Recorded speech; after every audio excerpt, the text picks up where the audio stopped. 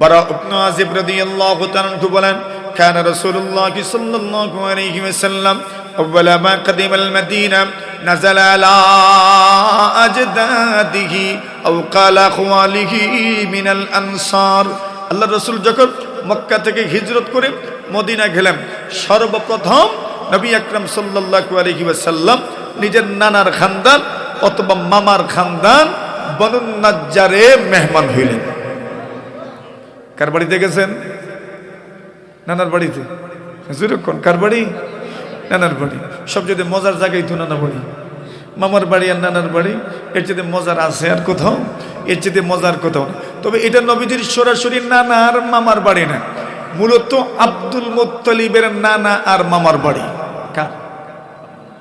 তো দাদার নানা বাড়ি, দাদার মামার বাড়ি, নাতিরও কি মাতুন্নারা, নাতিরও কি নানার বাড়ি আর মামার বাড়ি। দাদার নানার বাড়ি, দাদার নানার গোষ্ঠী, দাদার মামার গোষ্ঠী বনু নাজ্জার। আব্দুল মুত্তালিবের পিতা নাম কি? পিতার নাম বলেন মুহাম্মদ ইবনে আব্দুল্লাহ ইবনে আব্দুল মুত্তালিব ইবনে হাশিম। আব্দুল মুত্তালিবের বাবার নাম হাশিম, নবীর দাদা আব্দুল মুত্তালিব, আর নবীর পর দাদাকে হাশিম। হাশিম ওনার একজন ব্যবসায়ী পার্টনার ছিলেন, মদিনার বাসিন্দা। তো ব্যবসা বাণিজ্যের জন্য মদিনা গেলে ওনার বাড়িতেই রাত্রি যাপন করতেন। তো ওনার ব্যবসায়ী পার্টনার যিনি ছিলেন, ওনার একজন সুন্দরী মেয়ে ছিল। তো হাশিম ওই মানুষের কাছে, ব্যবসায়ী বন্ধু যিনি, ওনার কাছে প্রস্তাব দিলেন, আপনার মেয়েকে আমার সাথে বিয়ে দেন। ওনার নাম ছিল সালমা। কি ছিল? সালমা বেগম। তো সালমা বেগমকে উনি বিয়ের প্রস্তাব দিলেন। তো হাশিম সালমাকে বিয়ে করলেন, আর ওই বিয়ের থেকেই আল্লাহ তাআলা আব্দুল মুত্তালিবকে জন্ম দিলেন। সুবহানাল্লাহ বলেন।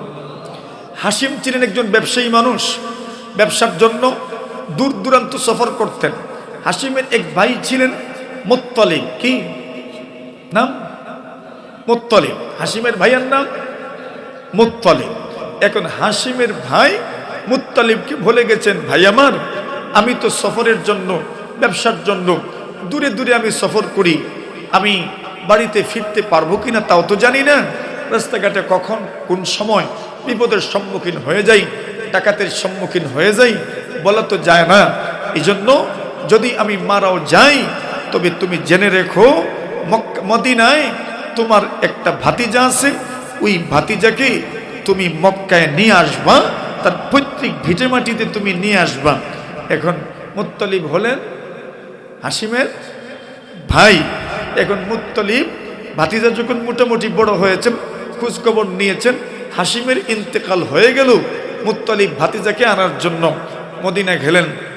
ভাতিজা এত সুন্দর ছিলেন, ওই সময় এত সুন্দর মানুষ মক্কায় আর কেউ ছিলেন না।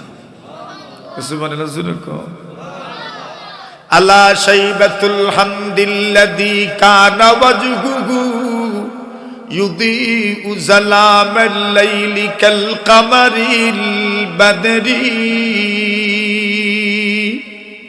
এত সুন্দর ছিলেন যে বলছেন ওনার চেহারা এত সুন্দর ছিল, অন্ধকার রজনীতে উনি কোনো ঘরে থাকলে ঘর আলোকিত হয়ে যেত।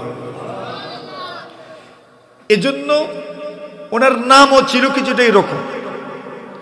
মুত্তালিব ভাতিজাকে মদিনা থেকে নিয়ে আসছেন মক্কায়। মক্কায় মাত্র ঢুকেছেন, মক্কার মানুষ দেখলো মুত্তালিবের উটের পিছনে একজন সুন্দর ছেলে, বাচ্চা মানুষ বসে আছে। কে হতে পারে? আমরা যখন কাউকে চিনি না, জানি না, কত কিছুই তোমরা বলি। বেটা ছেলে লইয়া যায়, কয় নাতি এরকমও তো অনেকে বলে, মানে নিজে নিজে কত মন্তব্য কত মানুষে করে। এখন মুত্তালিব ওনাকে নিয়ে গেছেন উটের পিছনে বসি, মানুষ বলছে কে রে, কে হতে পারে? লোকজন বলল না, মনে হয় মুত্তালিবের গুলাম হইব। মুত্তালিবের কি? গুলাম। আরবিতে গুলামের আরবি শব্দ হলো আব্দ। ওই মানুষ বলতে লাগলো আব্দুল মুত্তালিব, এই লোকটা মুত্তালিবের গুলাম। কার গুলাম? এই ছোট বাচ্চাটা কার গোলাম? মুত্তালিবের গোলাম হবে। আসলে গোলাম না ভাতিজা? ভাতিজা, কিন্তু মানুষ বলছে কি মুত্তালিবের গোলাম। ওই যে নাম পড়লো আব্দুল মুত্তালিব, আর মূল নাম কেউ লয় হই না। এর নাম হয়েছে কি? Abdul Muttalib. উনি আব্দুল মুত্তালিবের গোলাম না ভাতিজা? ওনার নাম ছিল সাইবা, সাইবাতুল হাম।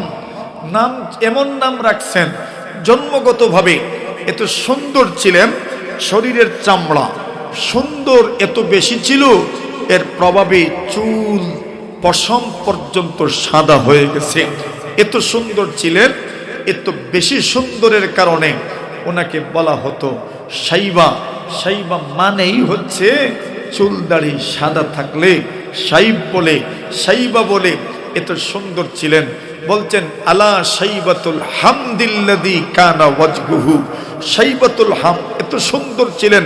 ইউযীউ যালামাল লাইলি কাল কামারিল বাদরি, পূর্ণিমা রজনীর চাঁদ যেমন রাতের অন্ধকার দূর করতে পারে, সাইবাতুল হাম আব্দুল মুত্তালিবের সৌন্দর্য অন্ধকারকে দূর করতে পারত। বোঝানোর উদ্দেশ্য ছিল আব্দুল মুত্তালিবের নানা বাড়ি কই? কইবেন না, খালকে কইবেন না, মদিনায়। কোন জায়গায়? নবী যখন মক্কা থেকে হিজরত করে মদিনা গেলেন, সর্বপ্রথম যেখানে মেহমান হইলেন, ওটা কার বংশ ছিল? আব্দুল মুত্তালিবের নানার বংশ, আর না হয় মামার বংশ। এই দুই শব্দের একটা শব্দ বলছেন। কানা রাসূলুল্লাহ সাল্লাল্লাহু আলাইহি ওয়াসাল্লাম أول ما قدم المدينة نزل على أجداده أو قال أخوانه من الأنصار। আল্লাহর নবীর সাহাবী বারা ইবনে আযিব রাদিয়াল্লাহু তাআলা আনহু বলেন, নবী আকরাম সাল্লাল্লাহু আলাইহি ওয়াসাল্লাম সর্বপ্রথম যখন মদিনা গেলেন, মদিনা যাওয়ার পরে বনু নাজ্জারের পয়গম্বর মেহমান হয়ে গেলেন। আবু আইয়ুব আনসারী রাদিয়াল্লাহু তাআলা আনহু ওনার মেজবান হইলেন। আল্লাহ রাসূল সাল্লাল্লাহু আলাইহি ওয়াসাল্লামের সাহাবী বারা ইবনে আযিব বলেন, আল্লাহর পয়গম্বরকে আল্লাহ পাক আদেশ করলেন, নবীজি এইবার আপনি বাইতুল মাকদিসের দিকে মুখ করে নামাজ পড়বেন। আল্লাহর পয়গম্বর 16 মাস অথবা 17 মাস বাইতুল মাকদিসের দিকে মুখ করে নামাজ আদায় করেছেন। সুতরাং বাইতুল মাকদিস কেমন জায়গা, বাইতুল মাকদিসের গুরুত্ব কি পরিমাণ, বাইতুল মাকদিসের তাৎপর্য কি পরিমাণ। মুসলমানদের কাছে বাইতুল মাকদিস মুসলমানদের প্রথম কিবলা, মুসলমানদের প্রথম কিবলা। নবী আকরাম সাল্লাল্লাহু আলাইহি ওয়াসাল্লাম বলেন, কিয়ামতের আলামত কি কি? আল্লাহর পয়গম্বর বলেন, উদুত সিত্তাম বাইনা ইয়াদাইস সাআ। আল্লাহ রাসূল বলেন, সাহাবীরা রে আমার, মৃত্যুর আগে কিয়ামতের আগে 6টা জিনিস তোমরা গুনে গুনে রাখতে পারো। এর মধ্যে একটা বলছেন, আল্লাহ রাসূল বলছেন ফাতহু বাইতুল মাকদিস। প্রথমে বলছেন মৌতি, আমার মত, এটা কিয়ামতের লক্ষণ। আমি যদি মারা যাই বুঝে নিও কিয়ামতের বেশি দূরে নয়। 2 নম্বরে রাসূল বলছেন সুম্মা ফাতহু বাইতুল মাকদিস, বাইতুল মাকদিস বিজয় হবে, বাইতুল মাকদিস বিজয় হবে। আল্লাহর হাবিব বলছেন বাইতুল মাকদিস যদি বিজিত হয় এটাও কিয়ামতের আলামত। একবার না একবার না, কয়েকবার বিজিত হয়েছে। সেদিন বেশি দূরে নয়, মুজাহিদিন ইসলামের মাধ্যমে বাইতুল মাকদিস আবার বিজিত হবে ইনশাআল্লাহ, ঠিক কিনা? তোরে বলেন, ওই দিন যে যে দলে থাকবেন বোঝা যাবে তার ইমানের পাওয়ার কি পরিমাণ। নবীজি বলছেন সুম্মা ফাতহু বাইতুল মাকদিস, যে আল্লাহ রাসূল বলছেন কিয়ামতের আলামতের একটা আলামত হচ্ছে বাইতুল মাকদিসের বিজয়। ছোট ছোট আলামত, এগুলো আবার ধারাবাহিক ঘটতেই থাকবে, ঘটতেই থাকবে। তো বাইতুল মাকদিসের বিজয় নবীজির ভাষায় এটা কিয়ামতের একটা আলামত। বাইতুল মাকদিস এখন ইহুদিদের দখলে কবলে আছে, সেটা একদিন আমাদের অধীনে আসবে ইনশাআল্লাহ। জোরে বলেন ইনশাআল্লাহ। ইহুদিদের কবলার দখল বলতে কি বুঝেন? ফিলিস্তিনের মানচিত্র যদি বুঝেন আপনারা, তাহলে অবশ্যই আপনাদের বুঝে থাকার কথা। ফিলিস্তিন বলতে 2টা অঞ্চলকে ফিলিস্তিন বলা হয়। একটা হচ্ছে আদ-দাফফাতুল গারবিয়া, ওয়েস্ট ব্যাংক মানে পশ্চিম তীর যেটাকে আমরা বলি, এটাও ফিলিস্তিনের একটা অংশ, পশ্চিম তীর। আর আরেকটা হচ্ছে গাজা, গাজা আরেকটা অংশ। পশ্চিম তীর এবং গাজার মধ্যখানে ইসরায়েল। কথা বুঝেছেন? ওই 2টা মিলে হলো ফিলিস্তিন, যেটা আমরা বলি আর কি। আর ওই ফিলিস্তিনের মধ্যখান দিয়ে ইসরায়েল গেছে। মনে করেন একদিকে পূর্ব পাকিস্তান, একদিকে পশ্চিম পাকিস্তান, আর মধ্যখান দিয়ে ভারত। কথা বুঝেন নাই আপনারা? আমরা হইলাম আপনার পূর্ব পাকিস্তান, আর এরা হচ্ছিল পশ্চিম পাকিস্তান, মধ্যখানে ভারতের বিহার, উত্তরপ্রদেশ, ঝাড়খণ্ড, ওইদিকে আপনার পাঞ্জাব, এভাবে আরো অনেকগুলো অঞ্চল, মধ্যপ্রদেশও ছিল। এই তো বিশাল একটা ভারতের অংশ মধ্যখান দিয়ে, আর দুই দিকে পাকিস্তান। ঠিক এইভাবে ফিলিস্তিনের ভূখণ্ড, একদিকে পশ্চিম তীর, একদিকে গাজা, মধ্যখান দিয়ে ইসরায়েল। কথা বুঝছেন আপনারা? গাজার প্রায় 90% মানুষ যারা বাইতুল মাকদিস দেখে নাই। এটা পশ্চিম তীরে থাকার কারণে এরা ফিলিস্তিনের অংশ হওয়ার পরেও এরা বাইতুল মাকদিস তথা পশ্চিম তীরে যেতে হলে ইসরায়েলের পারমিশন নিয়ে যেতে হবে। যার কারণে প্রায় 90% গাজাবাসী এমন যারা বাইতুল মাকদিস কেমন এটা কখনো দেখে নাই। আপনারা দেখবেন অনেক সময় বাইতুল মাকদিসে গুলাগুলি হয়, তখন বাইতুল মাকদিসের ফিলিস্তিনি যারা, তারা বাইতুল মাকদিসকে রক্ষা করার জন্য বা বাইতুল মাকদিসের নামাজ পড়ার জন্য পাথর মারে। দেখছেন? প্রশ্ন জাগেনি কোনোদিন আপনাদের কাছে, যদি ফিলিস্তিন একটা স্বাধীন রাষ্ট্র হয় তাহলে ফিলিস্তিনিরা শুধু পাথরই মারবে কেন? তাদের হাতে কি অস্ত্র নাই? এই প্রশ্ন কি জেগেছে আপনাদের কোনোদিন? এটা শুধু পাথরই মারবে কেন? অস্ত্র কি নাই তাদের হাতে? এর কারণ হইল ফিলিস্তিনের গাজা নিয়ন্ত্রণ করে হামাস, আর ফিলিস্তিনের পশ্চিম তীর নিয়ন্ত্রণ করে আল ফাতাহ। পশ্চিম তীর যারা নিয়ন্ত্রণ করে এরা ইসরায়েলের সাথে চুক্তি করেছে। চুক্তি হইল, আমরা তোমাদেরকে সহযোগিতা করব, তোমাদেরকে বিদ্যুৎ দিব, পানি দিব, খানা দিব, পানি দিব, সবই তোমাদেরকে দিব, তোমাদের সুরক্ষাও দিব। এজন্য পুরা পশ্চিম তীর ইসরায়েলিদের নিয়ন্ত্রণে। ফিলিস্তিন তথা পশ্চিম তীরের যথারীতি কোনো মিলিশিয়াও নাই, নামমাত্র রক্ষী বাহিনীর নামে একটা ফোর্স আছে, আর কোনো প্রশিক্ষিত কোনো ফোর্সই নাই। ইসরায়েলের সুরক্ষায় তারা চলে। এজন্য দেখবেন মাঝে মধ্যে ফিলিস্তিনিদেরকে তাদের পৈতৃক ভিটেমাটি থেকে উৎখাত করে দেয়। এটা গাজায় না, ওইটা হয়তো বেশি ওই সময় আমরা যখন দেখতাম পশ্চিম তীরে হইতো। কেন? ইসরায়েলি বাহিনী যখন যাকে চাইতো তখন তাকে তাদের পৈতৃক ভিটেমাটি থেকে উৎখাত করতে পারত। যার কারণে ফিলিস্তিন তথা বাইতুল মাকদিস যে এলাকায় পশ্চিম তীর, ওই এলাকার লোকজনের অস্ত্রশস্ত্র না থাকার কারণে এরা পাথর দিয়ে এদের সাথে মোকাবেলা করত। গাজায় হইলে তো বা গাজার আশপাশে হইলে এরা তো কাছেই বেরতে পারত না, ঠিক না বেঠি? এটা হইল মূল কথা। এখন আসেন, যেটা বলতে চাচ্ছিলাম, এই ফিলিস্তিন যদিও বাইতুল মাকদিস ফিলিস্তিনিদের অধীনে আছে, নামাজও পড়া যায়, কিন্তু এটা এখনো যেরকম স্বাধীন হওয়ার কথা এরকম স্বাধীন হয় নাই। নবী বলছেন সুম্মা ফাতহু বাইতুল মাকদিস, স্বাধীন বেশি দূরে নয়, বাইতুল মাকদিস আবার বিজিত হবে। মুজাহিদ বাহিনী বাইতুল মাকদিস বিজয় করবে। ইসলামের পতাকা, ইসলামের কথা পথ করে উঠতে থাকবে ইনশাআল্লাহ, ঠিক না? সেদিন বেশি দূরে নয়, সেটা আসবে। এটা মুসলমানদের প্রথম কিবলা।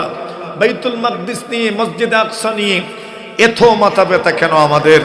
এর কারণ হচ্ছে সমস্ত মুসলমানদের হৃদয়ে এই কথা প্রতীত থাকার দরকার, এই কথা গেঁথে রাখার দরকার। বাইতুল মাকদিস সাধারণ কোন মসজিদ নয়, সেটাই ছিল মদিনা রাষ্ট্রের প্রথম কিবলা। কথা বলেন ঠিক কিনা? নবীজি নতুন ইসলামী রাষ্ট্রের গোড়াপত্তন করলেন, ইসলামী রাষ্ট্র প্রতিষ্ঠা করলেন। সেই ভূখণ্ডে ইসলামী রাষ্ট্র প্রতিষ্ঠার পরে নবীজি প্রায় 16 মাস অথবা 17 মাসের মতো বাইতুল মাকদিসের দিকে মুখ করে নবীজি নামাজ আদায় করেছেন। 16 মাস বা 17 মাস পরে আল্লাহর হাবিব সাল্লাল্লাহু আলাইহি ওয়াসাল্লাম বনু সালামার একটা মসজিদের মধ্যে যোহরের নামাজ আদায় করছেন। এমন সময় আল্লাহ পরমার্দিগারে আলম কোরআনে মাজিদের আয়াত নাজিল করে দিলেন, কাদ নারা তাকাল্লুবা ওয়াজহিকা ফিস সামা ফালানুওয়াল্লিয়ান্নাকা কিবলাতান তারদাহা। আল্লাহর পয়গম্বর মুহাম্মদুর রাসূলুল্লাহ সাল্লাল্লাহু আলাইহি ওয়াসাল্লামের মনের ইচ্ছা ছিল, মনের আকাঙ্ক্ষা ছিল, বাইতুল মাকদিস নাম কাবা যেন আমার কিবলা হয়। সুবহানাল্লাহ বলেন। কাবা যেন আমার কিবলা হয়, আল্লাহর ঘর যেন আমার কিবলা হয়, কাবা যেন আমার কিবলা হয়।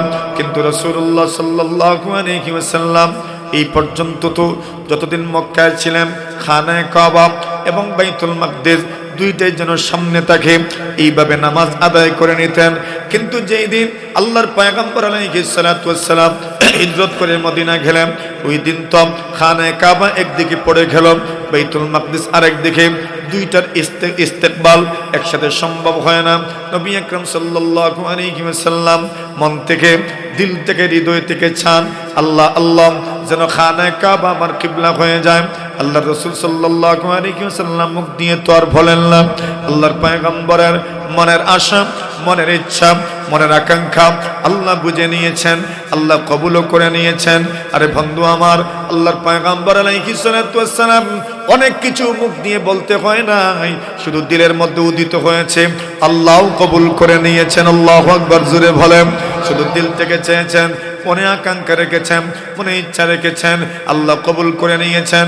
আল্লাহর পয়গম্বর যোহরের নামাজ আদায় করছেন সাহাবায়ে কেরামদেরকে নিয়ে, 2 রাকাত আদায় করে ফেলছেন। এমন সময় আল্লাহ পাক আয়াত নাজিল করে দিলেন, কাদ নারা তাকাল্লুবা ওয়াজহিকা ফিস সামা।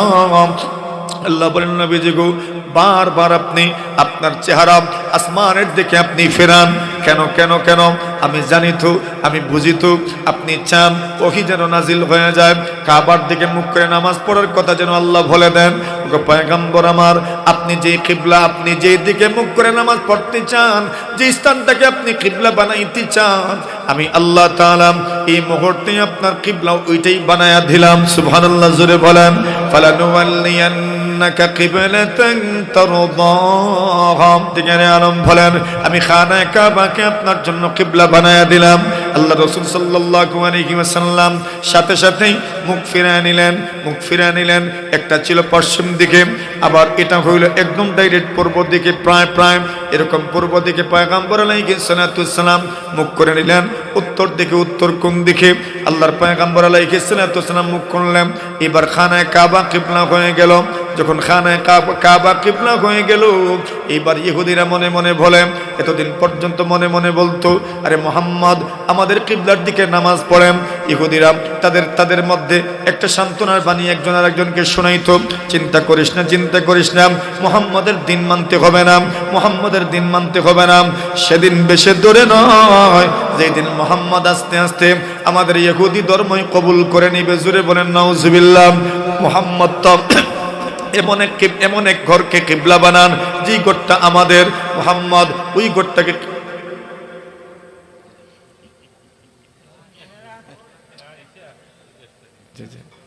আল্লাহ রাসূল সাল্লাল্লাহু আলাইহি ওয়াসাল্লাম বাইতুল মাকদিসের দিকে মুখ করে নামাজ পড়েন। আর মদিনার ইহুদিরা মনে মনে বলে, আচ্ছা মুহাম্মদ তো আমাদের কিবলাকে কিবলা বানিয়েছেন, তো বেশি দিন যাবে না মুহাম্মদ আমাদের দিনই কবুল করবেন। নাউজুবিল্লাহ বলেন। তারা এই মন খোলা খাচ্ছিল। যখন কিবলা পরিবর্তন হইল, ইহুদিরা বলতে লাগলো, দেখেছো অবস্থা, এতদিন মুহাম্মদ খানায়ে আপনার বাইতুল মাকদিসের দিকে মুখ করে নামাজ পড়লো, এখন কিবলা পরিবর্তন করছে। এরা তাদের ইহুদিদেরকে বলতে লাগলো, আরে আরে দেখছো মুহাম্মদ কিবলাই ঠিক করতে পারে না, তার দিন ওই ঠিকবে কতদিন? নাউজুবিল্লাহ জুড়ে বলেন। আর ওরা তো জানে না এটাই যে চূড়ান্ত সিদ্ধান্ত। আল্লাহ তাআলা কিবলা পরিবর্তন করে দিলেন।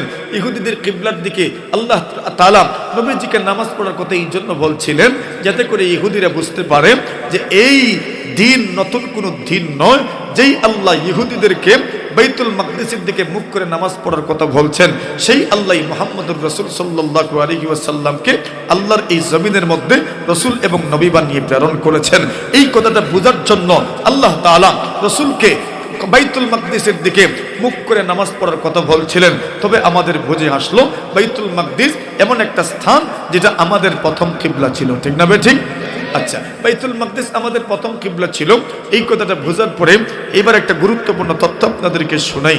আল্লাহর রাসূল সাল্লাল্লাহু আলাইহি ওয়াসাল্লাম বলেন বাইতুল মাকদিস এবং তার আশপাশ এত গুরুত্বপূর্ণ এবং এত বরকতপূর্ণ ছিল যে এমনকি নবী রাসূলুল্লাহ পর্যন্ত এই জায়গাতে দাফন হওয়ার জন্য আল্লাহর কাছে দরখাস্ত করতেন।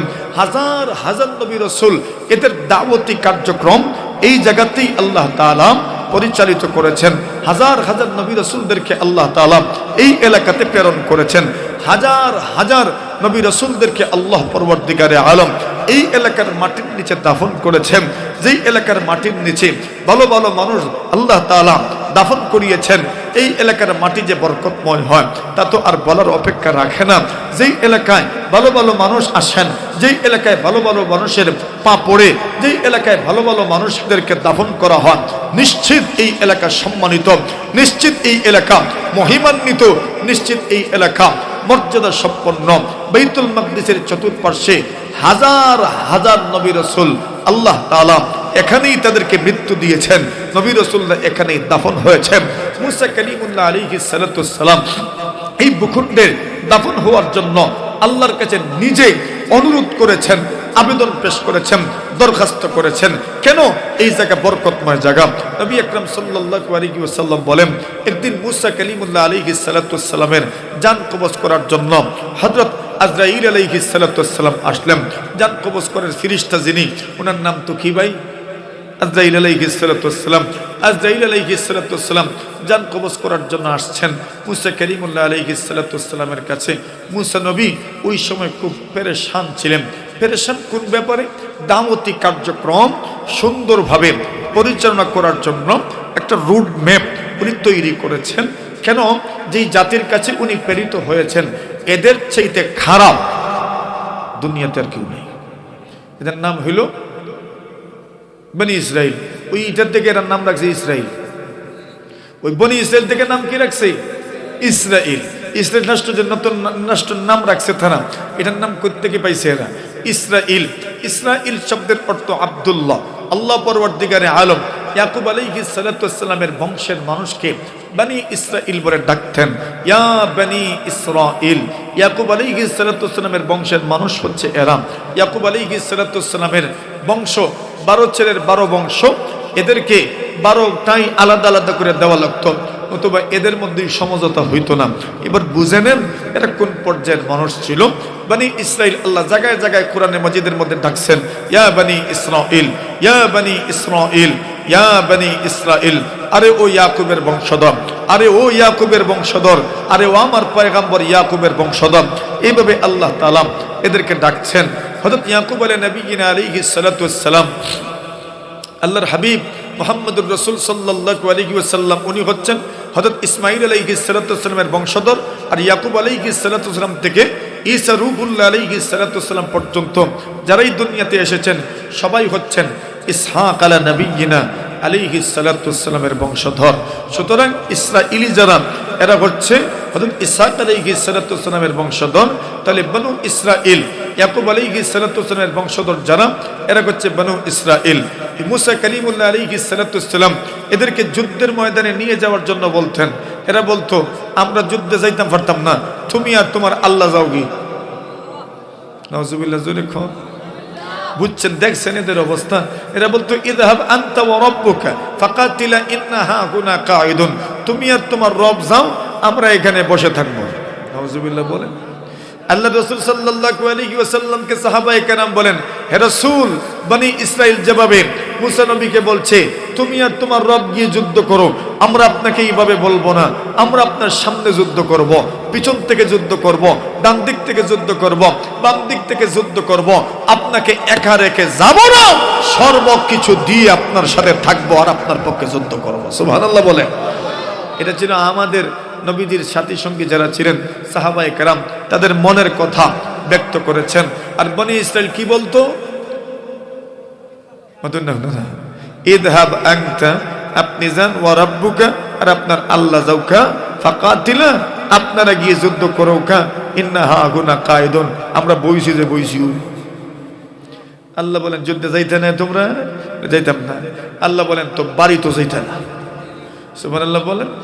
যুদ্ধে যখন যাইবা না তো বাড়ি তো আর যাইতে না। দেখছেন মাঝে মধ্যে ওই একবারে বরাবর হাওড় দিয়ে হাঁটতে হাঁটতে হাঁটতে হাঁটতে মাঝে মধ্যে রাত্রে বেড়া ছাড়া লাগতো নি কোনোদিন। মাদুন না আপনারা কে লাগাইতো? যেটা লাগাইতো যে বুঝেন তো আপনারা, বেড়া লাগতো। তো এইভাবে এরা রাত্রে সফর করতো, ঘুরতে ঘুরতে ঘুরতে ঘুরতে ঘুরতে ঘুরতে ঘুরতে ঘুরতে সকালে দেখতো যেন থেকে সফর শুরু হয়েছিল ইন হয়ে শেষ হয়েছে, বাড়িতে আর যেতে পারে না।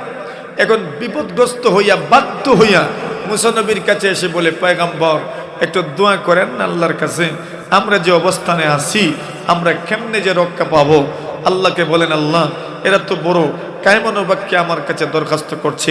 আল্লাহ বলছেন এটার সময় আমার জানা আছে। সুবহানাল্লাহ বলেন। এখন আল্লাহ বলেন তো এদের, মুসা নবী বলেন আল্লাহ এদের খোরাকের ব্যবস্থা করেন।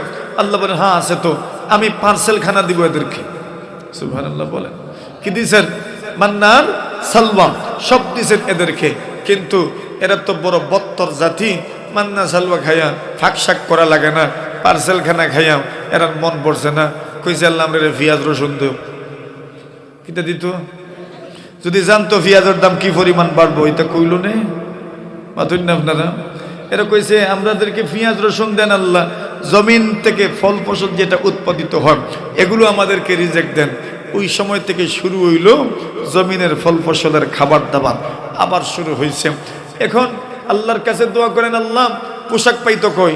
আল্লাহ বলছেন চিন্তার কারণ নাই, এরা যত বড় হবে পোশাকও তত বড় হইব। সুবহানাল্লাহ জোরে কন।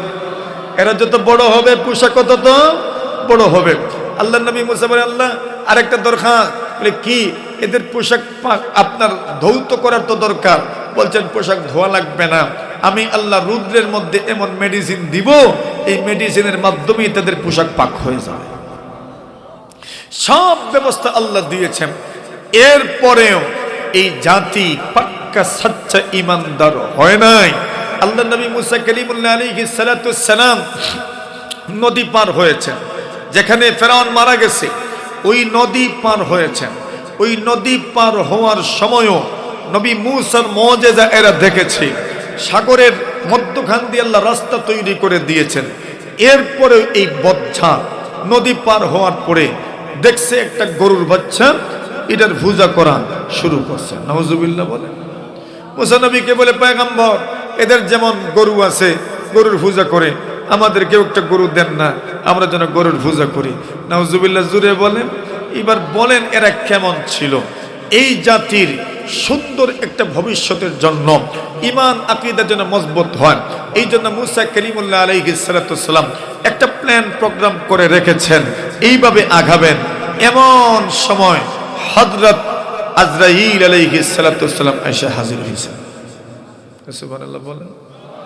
আচ্ছা কোন দেখি, এমন অনেক প্ল্যান প্রোগ্রাম সামনে, এমন সময় যদি কেউ এসে কয় আপনার সময় শেষ, জান নেওয়া লাগবো, কি দেখুন রাগ উঠবনি না? না, আজরাইল সালাম দিয়েছেন। মুসা নবী সালাম শুনেই তো বুঝছেন আজরাইল এসেছেন আমার জান নেওয়ার জন্য। একদম একটা থাপ্পড় দিছেন আজরাইল আলাইহিস সালাতু সালামের মুখে। একবারে আজরাইল আলাইহিস সালাতু সালামের চোখ বুঝি কানা হয়ে গিয়েছিল, এমন থাপ্পড় দিয়েছিলেন। আজরাইল আল্লাহর কাছে গেলেন আর বললেন, ইয়া রব্বি, এমন এক মানুষের কাছে পাঠিয়েছেন, আরসালতানি ইলা আবদিন লা ইউরিদুল মাউত, এমন এক লোকের কাছে পাঠাইছেন এই বেড়ার তো মৌতর কোনো ইচ্ছাই দেখছি না। এমন এক মানুষের কাছে আপনি আমাকে প্রেরণ করেছেন, আল্লাহর এই বান্দা মরতাজে, এটা কোনো ইচ্ছাইও না। আল্লাহ বলেন তো কি চাই? ভাবে সাবে তো বুঝছি বাঁচতেই চান। আল্লাহ বলেন তো যাও গিয়ে বলো উনি যেন একটা ষাঁড়ের গায়ে নিজের হাত রাখেন, হাতের নিচে যতগুলো পশম আসবে আমি ওনার এই পরিমাণ হায়াত বৃদ্ধি করে দিব। আর জোরে বলে। আজরাইল আলাইহিস সালাতু সালাম আসলেন। আসার পরে বললেন, পয়গম্বর আপনার জন্য সুসংবাদ। কি সুসংবাদ আমার জন্য? আল্লাহ রাব্বুল আলামিন আপনার হায়াতের ব্যবস্থা করে দিয়েছেন, আপনি তো বাঁচতেই চান। আল্লাহর নবী বলেন, আমি বাঁচতে চাই, কেন বাঁচতে চাই? আমি আমার উম্মতের জন্য বাঁচতে চাই। বলে যেটাই হোক বাঁচতেই তো চান। আল্লাহর পয়গম্বর বলেন কি ব্যবস্থা? হযরত আজরাইল আলাইহিস সালাম বলেন আল্লাহ পাক বলেছেন একটা ষাঁড়ের গায়ে হাত রাখার জন্য আপনার হাতের নিচে যতগুলো পশম আসবে এই পরিমাণ হায়াত আল্লাহ আপনাকে বাড়ায়া দিবেন। এমন হায়াত যদি আমরা পেয়ে যেতাম, কিনা মনে করুন আপনারা, সবাই কার আগে গিয়া গরুর গায়ে হাত রাখবো প্রতিযোগিতা শুরু হইত। মুসা কালিমুল্লাহ আলাইহিস সালাতু ওয়াসসালাম আল্লাহকে বলে আল্লাহ সুম্মা মাতা, হায়াত তো বাড়বে ঠিক, হায়াত তো বৃদ্ধি পাবে ঠিক, কিন্তু সুম্মা মাযা, এরপরে কি? আল্লাহ বললেন সুম্মাল মাউত, এরপরেও তো মৃত্যু, এরপরেও তো কি? মৃত্যু। আল্লাহর পয়গম্বর ইব্রাহিম আলাইহিস সালাতু ওয়াসসালাম আজরাইল যখন আসলেন, হযরত ইব্রাহিম আজরাইল আলাইহিস সালাতু ওয়াসসালামকে প্রশ্ন করলেন আরাআইতা খালিলান ইয়াকবিদু রূহা খালিলিহি, এমন বন্ধুকে আপনি দেখেছেন যে বন্ধু তার বন্ধুর জান নিতে চায়? আল্লাহ আমাকে বন্ধু বানাইলেন, বন্ধু হয়ে কেমনে আমার জান নিবেন? আল্লাহর পয়গম্বর ইব্রাহিম আলাইহিস সালাতু ওয়াসসালাম আজরাইলকে প্রশ্ন রাখলেন। আজরাইল আলাইহিস সালাতু ওয়াসসালাম আল্লাহর কাছে গেলেন, আল্লাহ ইব্রাহিম এই প্রশ্ন রেখেছেন। আল্লাহ পরওয়ারদিগারে আলম বলেন আমার ইব্রাহিমকে জানায়া দিও আরাআইতা খালিলান ইয়াকরাহু লিকা খালিলিহি, এমন বন্ধু কি দেখেছো যেই বন্ধু তার বন্ধুর সঙ্গে সাক্ষাৎ করতে চায় না? সুবহানাল্লাহ।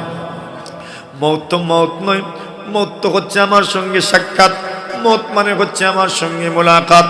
এরে আমার পয়গম্বর, আপনি যদি মারা যান তবে আমার সঙ্গে আপনার সাক্ষাৎ হবে। নবীজি সাল্লাল্লাহু আলাইহি ওয়াসাল্লাম বলেন মওত হচ্ছে একটা ব্রিজের নাম, একটা পুলের নাম, একটা কালভার্টের নাম। আল্লাহর হাবিব বলেন এক জায়গার বন্ধুদেরকে আরেক জায়গার বন্ধুদের সঙ্গে মিলায়া দেয়। এক পারের বন্ধু আরেক পারের বন্ধুদের সঙ্গে কেমনে সাক্ষাৎ করবে? যদি নদী পারাপারের কোনো ব্যবস্থা থাকে, যদি ব্রিজ থাকে, দুই দিকের সংযোগস্থল হচ্ছে ব্রিজ। আল্লাহর হাবিব বলেন মওত হচ্ছে এমন একটা পুলের মতো, যে পুল এক পারের বন্ধুকে আরেক পারের বন্ধুর সঙ্গে সাক্ষাৎ করা দেয়। আল্লাহর হাবিব বলেন যদি মারা যাও তবে এই তো আল্লাহর সঙ্গে আপনার সাক্ষাৎ হবে, মারা যদি না যাও আল্লাহর সঙ্গে আপনার সাক্ষাৎ হবে না। এই জন্য রাসূলুল্লাহ সাল্লাল্লাহু আলাইহি ওয়াসাল্লাম বলছেন আল মাউতু তুহফাতুল মুমিন, মৃত্যু হচ্ছে মুমিনের জন্য তোহফা, মুমিনের জন্য উপহার। কারণ মৃত্যুর মাধ্যমে আল্লাহর সঙ্গে সাক্ষাৎ হয়। ইব্রাহিম আলাইহিস সালাতু ওয়াসসালাম বলেন আর তো দেরি করা যায় না, এই মুহূর্তেই তুমি আমার জান কবজ করে নাও। সুবহানাল্লাহ। হযরত ইব্রাহিম আলাইহিস সালাতু ওয়াসসালামের জান আজরাইল কবজ করে নিলেন। মুসা কালিমুল্লাহ আলাইহিস সালাতু ওয়াসসালাম আল্লাহকে বলেন আল্লাহ সুম্মা মাযা, এরপরে আর কি? আল্লাহ জবাব দিলেন সুম্মাল মাউত, এরপরে তো তোমাকে মৃত্যুবরণ করতে হবে। মানে 1000 বছরও যদি আপনি বাঁচেন, 2000 বছরও যদি আপনি বাঁচেন, 3000 বছরও যদি আপনি বাঁচেন, তো মরতে তো হবে, ঠিক না বেঠিক? জন্মিলে মরিতে হয়। আল্লাহর বান্দা বলেন প্রতিদিন একজন ফেরেশতা ঘোষণা করতে থাকেন লাহু মালাকুন ইউনাদি কুল্লা ইয়াউমিন লিদুলিল মাউতি ওয়া বুনুলিল খারাবি। আল্লাহর বান্দা বলেন প্রতিদিন একজন ফেরেশতা ঘোষণা করতে থাকেন লিদুলিল মাউতি, মৃত্যুর জন্য জন্মাও, ওয়া বুনুলিল খারাবি, এবং ধ্বংসের জন্য গড়তে থাকো। সুবহানাল্লাহ। গড়বেন তো ধ্বংস হবে, তো গড়বেন তো ধ্বংস হবে। কোন জিনিস গড়লেন আর ধ্বংস হইল না? গড়লে ধ্বংস হবেই, জন্মিলেও মরিতে, জোরে বলেন, জন্মিলে মরিতে হবে। তো বলছেন লিদুলিল মাউত ওয়া বুনুলিল খারাবি, আপনি জন্মান, মৃত্যুর জন্য জন্মান, মৃত্যুর জন্য জন্মগ্রহণ করেন, ওয়া বুনুলিল খারাবি, এবং ভাঙ্গার জন্য আপনি ঘোরেন। মুসা কালিমুল্লাহ আলাইহিস সালাতু ওয়াসসালাম বলেন আল্লাহ মরতেই যখন হবে তো আর দেরি কেন? এই মুহূর্তেই আমার জান কবজ করে নেন। আল্লাহর কাছে একটা অনুরোধ রাখলেন। ইমামে বুখারী রাহিমাহুল্লাহু তাআলা বুখারী শরীফের মধ্যে অধ্যায় আনছেন, বাবু মান হাব্বাদ দাফনা ফিল আরদিল মুকাদ্দাসা। কোন মানুষ যদি পবিত্রতম স্থানে দাফন হইতে চায়, আল্লাহ তার এই আশা যেন পূরণ করেন। তার জীবদ্দশায় যদি কোন জায়গায় দাফন হওয়ার আকাঙ্ক্ষা রাখে, খাগেশ রাখে, তবে এটা তার জন্য জায়েজ আছে। এমন আকাঙ্ক্ষা রাখা তার জন্য বৈধ। যেমন আমরা অনেকে নবীর দেশে মারা যাইতে চাই, কেউ তো মক্কাতুল মুকাররমায় মারা যাইতে চাই, কেউ তো দোয়া করেন, আয় আল্লাহ যুকনি শাহাদাতান ফি সাবিলিক, মালিক আপনার রাস্তায় আপনি আমাকে শাহাদাত নসিব করেন। ওয়াজাল মাউতি ফি বালাদি নবিয়িক, আপনার নবীর শহরে যেন আমার মৃত্যু হয়, এমন ভাবে আপনি আমাকে কবুল করে নেন। আমার ভাইয়েরা, বন্ধুরা, এই পৃথিবীর মধ্যে কিছু মানুষ এমন আছেন যে মানুষগুলো ভালো ভালো স্থানে মৃত্যু আল্লাহর কাছে কামনা করে আল্লাহ রাব্বুল আলামিন তার নবী রাসূলদেরকে এমন স্থানে মৃত্যু দিতেন যে স্থানে ওনাদেরকে দাফন করা হবে। আল্লাহর পয়গম্বর মুসা কালিমুল্লাহ আলাইহিস সালাতুস সালাম আল্লাহর কাছে দোয়া করলেন, প্রভু গো, আপনি মেহেরবানি করে আমাকে বাইতুল মাকদিসের মসজিদে আকসার নিকটবর্তী করে দিয়েন। বাইতুল মাকদিসের নিকটবর্তী আপনি আমাকে করে দিয়েন। মওলাই করিম আল্লাহ যদি দূরেও রাখেন তো বেশি দূরে রাখিয়েন না, বেশি থেকে বেশি এক ইটা পরিমাণ দূরে রাখিয়েন, এর চাইতে বেশি আপনি আমাকে দূরে রাখেন না। কেন গো মালিক, এই বরকতময় স্থানে আমি দাফন হইতে চাই। কোরআনে মাজিদের মধ্যে আল্লাহ পরওয়ারদিগারে আলম বাইতুল মাকদিস, আল মসজিদুল আকসা, বাইতুল মুকাদ্দাসকে আল আরদুল মুকাদ্দাস বলেছেন, পবিত্র ভূখণ্ড বলেছেন, পবিত্র জমিন বলেছেন। এই পবিত্র জমিনে দাফন হওয়ার জন্য আল্লাহর কাছে দোয়া করলেন, রব্বুল আলামিন আল্লাহ মেহেরবানি করো গো, আর আপনি আমাকে বাইতুল মাকদিসের দাফন হওয়া মেহেরবানি করে কবুল করে নাও। সুবহানাল্লাহ। নবী আকরাম সাল্লাল্লাহু আলাইহি ওয়াসাল্লাম বলেন, আল্লাহ তাআলা মুসা কালিমুল্লাহ আলাইহিস সালাতুস সালামের দোয়া কবুল করেছেন। নবীজি বলছেন, যদি তোমরা আমার সাথে থাকতে আর আমি যদি ওই দিকে যেতাম, তাহলে আমি অবশ্যই তোমাদেরকে মুসা আলাইহিস সালাতুস সালামের কবর দেখায়া দিতাম। তাহলে বলুন তো, বাইতুল মাকদিস এমন এক জায়গার নাম, বাইতুল মাকদিস এমন একটা এলাকার নাম, বাইতুল মাকদিস এমন এক স্থানের নাম, আল মসজিদুল আকসা এমন এক মসজিদের নাম, যেই মসজিদের আশেপাশে, যেই মসজিদের চতুর্পার্শ্বে আল্লাহ তাআলা বরকতময় করেছেন, যেই মসজিদের দাফন হওয়ার জন্য, যেই মসজিদের পাশে দাফন হওয়ার জন্য আল্লাহর পয়গম্বর মুসা কালিমুল্লাহ আলাইহিস সালাতুস সালাম আল্লাহর কাছে দোয়া করেছেন, আল্লাহর কাছে মুনাজাত করেছেন, দোয়া চেয়েছেন, আল্লাহ আমাকে মেহেরবানি করে বাইতুল মাকদিসের নিকটবর্তী করে দিয়েন, যেন আমি বাইতুল মাকদিসের মধ্যে দাফন হইতে পারি, যেন আমি এই পবিত্র ভূখণ্ডের মধ্যে দাফন হইতে পারি। বুঝে থাকলে বলুন, বাইতুল মাকদিস যেখানে, ওই জায়গা বরকতময় করেছেন কে? জুড়ে বলেন, বরকতময় করেছেন কে? আল্লাহ তাআলা ওই জায়গাকে বরকতময় করেছেন, যার কারণেই আল্লাহ তাআলা একজন দুইজন নয়, হাজার হাজার পয়গম্বরকে এই বাইতুল মাকদিসের মধ্যেই আল্লাহ তাআলা প্রেরণ করেছেন। নবী রাসূল যেখানে থাকেন ওই জায়গা বরকতময় হয়ে যায়, উলামায়ে কেরাম যেখানে থাকেন ওই জায়গা বরকতময় হয়ে যায়। যেখানে উলামায়ে কেরামদেরকে ইজ্জত করা হয় ওই মানুষগুলো বরকতময় হয়ে যায়। এই মানুষগুলোর ঈমান আমলের মধ্যে আল্লাহ তাআলা বরকত নসিব করেন। যেখানে নবীদেরকে ইজ্জত করা হয় ওই জায়গায় আল্লাহ তাআলা তাদের মধ্যে বরকত দান করেনি, সাথে সাথে তাদেরকে ঈমান আনার তৌফিক দান করেন।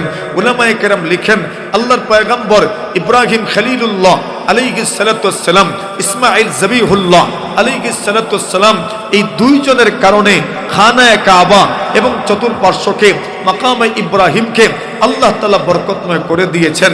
যদি ইব্রাহিম খলিলুল্লাহ, ইসমাঈল জবিহুল্লাহ এদের কারণে যদি বাইতুল্লাহ এবং তার আশপাশ যদি বরকতময় হয়ে যায়, ইব্রাহিম খলিলুল্লাহর পদচিহ্ন যদি বরকতময় হয়ে যায়, ইসমাঈল জবিহুল্লাহর পদচিহ্ন যদি আল্লাহ বরকতময় করে দেন, তাহলে যেই স্থানে ইসহাক আলাইহিস সালাতু ওয়াসসালাম মদফুন, যেই স্থানে হযরত সাইয়্যিদুনা হযরত ইয়াকুব আলাইহিস সালাতু ওয়াসসালাম মদফুন, যেই স্থানে, যেই পবিত্র ভূমিতে, যেই পবিত্র ভূখণ্ডে ইউসুফ নবীনা আলাইহিস সালাতু ওয়াস সালাম মদফুন, যেই পবিত্র ভূখণ্ডে দাউদ নবীনা আলাইহিস সালাম মদফুন, যেখানে সুলাইমান আলাইহিস সালাতু ওয়াস সালামকে দাফন করা হয়েছে, যেই স্থানে আল্লাহর বড় বড় পয়গম্বরকে দাফন করা হয়েছে, এই জায়গা যে বরকতময় হবে কোনো সন্দেহ আছে? জোরে বলেন, কোনো সন্দেহ আছে? কোনো সন্দেহ নাই। হাজার হাজার নবী রাসূলদের কবর হচ্ছে বাইতুল মাকদিসের আশপাশ, এই পবিত্র ভূমি হাজার হাজার নবী রাসূলদের কবর হওয়ার কারণে ওই জায়গাকে আল্লাহ তাআলা বরকতময় করে দিয়েছেন। তবে আসুন এই বরকতময় স্থান সম্পর্কে যেই কথাগুলো আমরা বললাম, এই কথাগুলোর মূলের কথাটা বলেই আলোচনা আমরা শেষ করছি। এই বাইতুল মাকদিসের ইতিহাস কি? ইতিহাসের শুরু আমরা টেনেছিলাম যে এই বাইতুল মাকদিস পৃথিবীর প্রাচীনতম স্থাপনা। সর্বপ্রথম মসজিদ হচ্ছে কোন মসজিদ? মসজিদে হারাম। আর 2 নম্বর মসজিদ হচ্ছে কোন মসজিদ? আল মসজিদুল আকসা। এই আল মসজিদুল আকসা সর্বশেষ নির্মাণ করেছেন হযরত সাইয়্যিদুনা সুলাইমান আলা নবিয়িনা আলাইহিস সালাতু ওয়াত তাসলিম। সুলাইমান আলাইহিস সালাতু ওয়াস সালামকে আল্লাহ পরবর্তীকারে আলম পৃথিবীর রাজত্ব দান করেছিলেন। আল্লাহ তাআলা পৃথিবীর হাজারো মখলুককে সুলাইমান আলাইহিস সালাতু ওয়াস সালামের অধীনস্থ করে দিয়েছিলেন। বাতাস পর্যন্ত সুলাইমান আলাইহিস সালাতু ওয়াস সালামের কথা মানত। সুলাইমান নবী যখন সফর করতেন ওই সময় তার উড়োজাহাজ ছিল না, প্লেন ছিল না, বিমান ছিল না। সুলাইমান আলাইহিস সালাতু ওয়াস সালাম বাতাস কোনার অনুগত। কোথাও সফর করতে হলে আল্লাহ বাতাসকে আদেশ করতেন, আর বাতাস সকালবেলা একটা ধাক্কা দিত আর সুলাইমান আলাইহিস সালাতু ওয়াস সালামকে 1 মাসের দূরত্ব অতিক্রম করায় দিত। সন্ধ্যার সময় আরেকটা ধাক্কা দিত আর এক ধাক্কায় প্রায় 1 মাসের দূরত্ব আল্লাহ অতিক্রম করায় দিতেন। ওই সুলাইমান আলাইহিস সালাতু ওয়াস সালাম ওনার অধীনে জিন্নাতেরা ছিলেন। জিন্নাত বাইতুল মাকদিসের নির্মাণ কার্য, এই কাজে তারা অংশগ্রহণ করেছে। নির্মাণ কার্যে অংশগ্রহণ করার পরে আল্লাহর পরওয়ারদিগারে আলম সুলাইমান নবীনা আলাইহিস সালাতু ওয়াস সালামকে ওনার জান আল্লাহ কবজ করায় নিলেন। ওনার ইন্তেকাল হয়ে গেল। কিন্তু জিন্নাত তো সুলাইমান নবী যদি মারা গেছেন এটা জানতে পারে, তবে জিন্নাতেরা কি আর কাজ করবে? আমাদের সামনে তো আমরা রাজমিস্ত্রিরা কাজ করে না। আরে কথা কোন ঠিক না বেঠিক? মানুষ কাজ করে না। আর সুলাইমান নবী যদি জীবিত না থাকেন, জিন্নাতেরা যদি জানতে পারেন সুলাইমান নবী মারা গেছেন, তবে কেউ কাজ করবে না। এজন্য আল্লাহ পরবর্তীকারে আলম হযরত সাইয়্যিদুনা সুলাইমান আলাইহিস সালাতু ওয়াস সালামকে লাঠির উপর ভর দেওয়া অবস্থায় অনেকদিন পর্যন্ত জীবিত রেখেছেন। বাইতুল মাকদিস নির্মাণের কাজ যখন সম্পাদিত হয়েছে, শেষ হয়ে গেছে, আল্লাহ তাআলা সাথে সাথেই ওনাকে সাথেই মাটিতে ফেলে দিয়েছেন। জিন্নাতেরা তখন বুঝলো, আহারে সুলাইমান বুঝি মারা গেছেন। যদি জানতাম তাহলে এই কঠিন কাজের মধ্যে আমরা আর থাকতাম না। কি করব? গায়েব তো জানি না, অদৃশ্যের সংবাদ তো জানি না। এজন্য সুলাইমান নবীর মৃত্যুটাও আমরা টের পাই নাই। আল্লাহর পয়গম্বর সুলাইমান আলাইহিস সালাতু ওয়াস সালামের মাধ্যমে এই বাইতুল মাকদিস নির্মিত হয়েছে। এরপরে সম্প্রসারিত হয়েছে, সংযোজন হয়েছে, সুন্দর হয়েছে, আজ পর্যন্ত আছে, কিয়ামত পর্যন্ত থাকবে। পূর্ণ দখল কর্তৃত্ব মুসলমানদের হাতে অচিরেই চলে আসবে ইনশাআল্লাহ। ঠিক না? অপেক্ষায় আছেন তো? প্রস্তুত থাকবেন তো? মুজাহিদিনে ইসলামের সেই খাতারে শামিল হবেন তো ইনশাআল্লাহ? বলেন আল্লাহ কবুল করো। হাত তুলেন। আল্লাহ যেন আমাদেরকে তৌফিক দান করে, মুজাহিদিনে ইসলামের সাথে যেন একাত্মতা পোষণ করতে পারি, থাকতে পারি ইনশাআল্লাহ। বলেন আল্লাহ যত জায়গায় মুজাহিদিনে ইসলাম, দ্বীনে ইসলামের জন্য কাজ করে যাচ্ছেন, আল্লাহ সকলের হিম্মত আরো বাড়িয়ে দিন। ওয়া আখিরু দাওয়ানা আনিল হামদুলিল্লাহি রাব্বিল আলামিন। আসসালামু আলাইকুম ওয়া রাহমাতুল্লাহ।